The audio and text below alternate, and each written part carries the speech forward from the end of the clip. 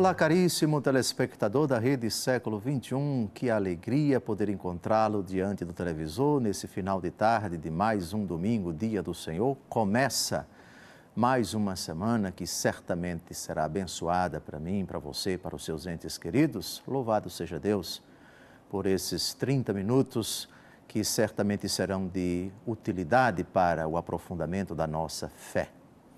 Está começando mais um programa Luz da Vida, que pretende ser o início de uma série de programas todos os domingos, não sabemos quantos ao certo, mas certamente o argumento que será tratado nesse programa precisará de muitos outros programas. Primeiro, pela importância do argumento. Segundo, pela complexidade.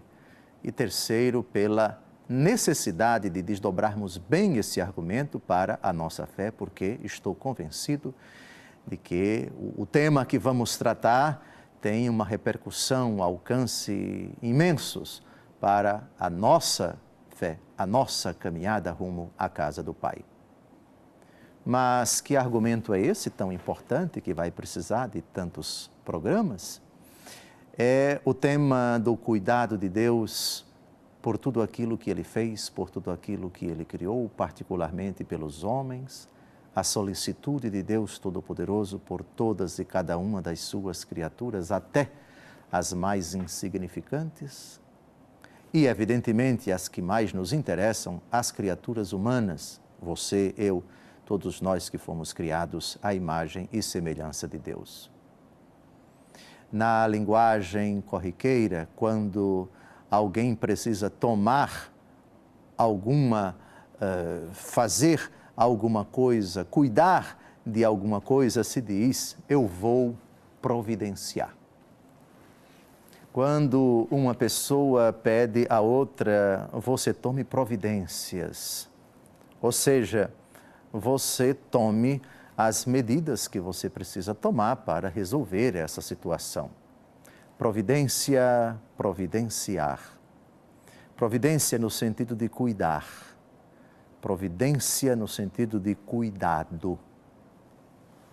A palavra de Deus também utiliza esse argumento no que toca ao agir de Deus fora dele. A ação de Deus quando cria e quando conserva tudo aquilo que Ele cria.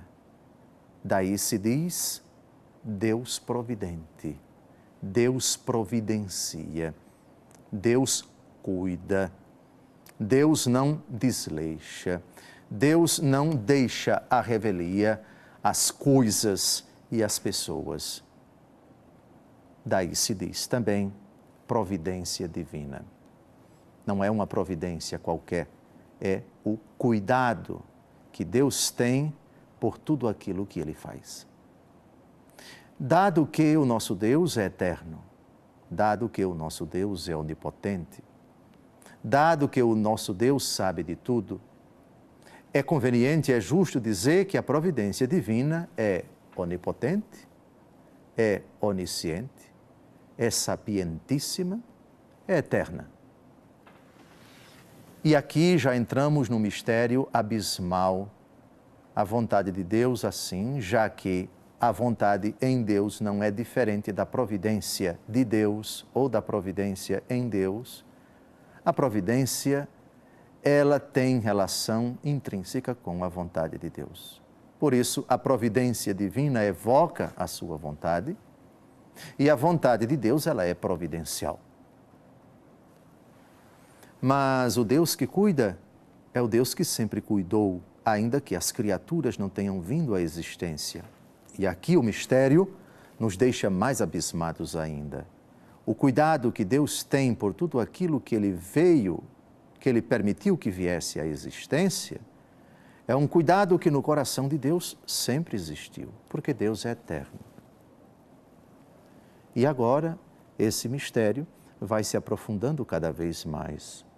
O cuidado de Deus, que é eterno, e que sempre existiu na sua santa vontade, que por sua vez é eterna, se estende a cada instante das histórias das criaturas, ou da história de tudo aquilo que Ele fez, desde o faça-se a luz, até o derradeiro instante da história das criaturas, quando o Senhor arrematará a história e fizer desaparecer o primeiro céu e a primeira terra, como diz o livro do Apocalipse.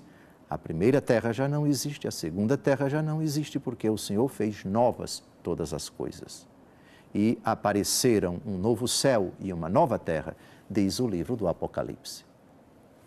E o mistério se torna cada vez mais abismal diante de nós, se levarmos em conta que na história das criaturas, Deus fez uma delas, a sua imagem e semelhança, o homem, com a capacidade de decidir livremente. Portanto, não se trata de uma história teleguiada no sentido estrito e pejorativo do termo, como se tudo aquilo que Deus criasse fosse marionete, que Deus ficasse teleguiando, ou então como fantoches, mexendo, movendo, decidindo pelas suas criaturas. Não. Deus, ao criar, estabeleceu leis para que cada criatura, digamos assim, existisse. Existem leis precisas no mundo vegetal. Existem leis precisas no reino animal. Existem leis precisas no universo inteiro. Daí se fala de lei da relatividade, daí se fala das leis que movem, que regem, de cálculos que hoje os estudiosos, os astrônomos podem dizer com precisão e que nos quais agrupam, digamos assim, o nascimento de estrelas, o crescimento, o desenvolvimento, a órbita dos planetas, os planetas ao redor das estrelas, os satélites ao redor dos planetas, tudo com uma harmonia, com uma ordem. No universo, hoje, a ciência, não é preciso nem ter fé, mas a ciência estabelece, existe uma ordem no universo. O universo não se enquadra na categoria do caos, ou seja, da desordem, mas existe uma ordem. E quem é o autor desta ordem? Nós já sabemos. Mas o mistério se torna mais abismal ainda quando entramos no mundo onde decisões humanas acontecem, as boas e as más. As boas, crendo ou não em Deus, os homens decidem coisas boas. E isso repercute bem para eles, para os seus semelhantes e também para as criaturas, quando essas são bem administradas, quando essas são bem reguladas, quando essas são bem utilizadas segundo a ordem de Deus no livro do Gênesis. Enchei, povoai e submetei a terra. Mas o mistério se torna mais abismal ainda quando tratamos da providência divina diante da experiência do mal. O Deus providente que cria o homem livre e não o impede de pecar, e não o impede de praticar o mal. E é diante do mal moral, e é diante do pecado, com todas as suas incríveis, múltiplas e incalculáveis manifestações ao longo da história da humanidade, que o tema da providência divina se torna mais fascinante. Se Deus é providente, se Deus cuida de tudo, por que a experiência do mal? Onde está o Deus providente que tem o cuidado pelas suas criaturas, quando essas criaturas são destruídas, são mal utilizadas pelo homem? Pensemos em toda a maldade que a natureza humana faz contra a natureza irracional, poluindo os rios, matando os peixes indevidamente, causando estragos irreparáveis na natureza, comprometendo a camada de ozônio, trazendo tantos danos, tantos prejuízos para florestas, para cidades, para rios, para povoados, para países inteiros.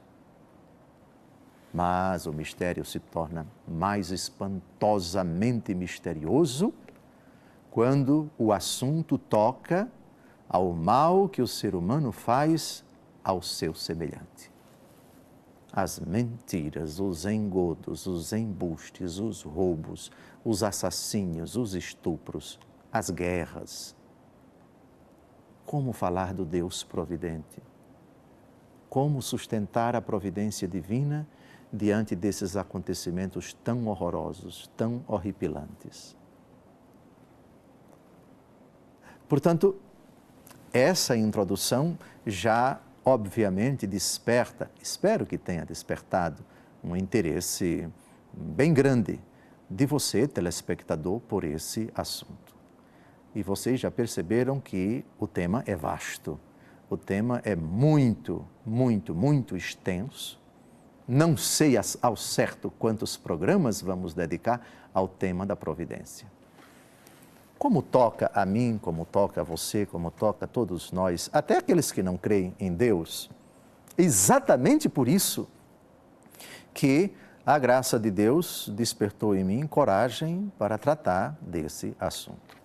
Obviamente que a fonte para esses encontros todos não pode ser outra. Primeiro, o que Deus diz de si, ou seja, o que Deus diz da sua providência para com as criaturas. O texto básico vai ser a Santa Palavra de Deus. Mas a Palavra de Deus não caiu do céu, pronta, feita, acabada.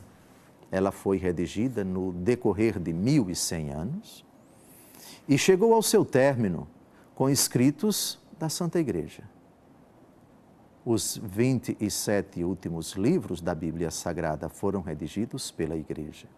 E ela, bem depois da morte do último apóstolo, discerniu quais os livros seriam inspirados e entrariam nesse patrimônio da fé, nessa fonte primeira da fé, a Palavra de Deus escrita, integrando assim a Bíblia Sagrada.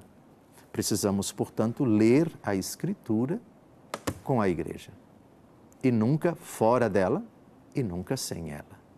Por isso faremos sempre alusão aos textos do magistério da Igreja, que é a terceira fonte da fé. A primeira, a Escritura; a segunda, a tradição de 2000 anos; e terceira fonte, o magistério da Igreja. Não saia daí. No segundo e último bloco desse nosso primeiro encontro sobre a Divina Providência, vamos iniciar com textos da Escritura esse fascinante argumento: eu creio na Divina Providência.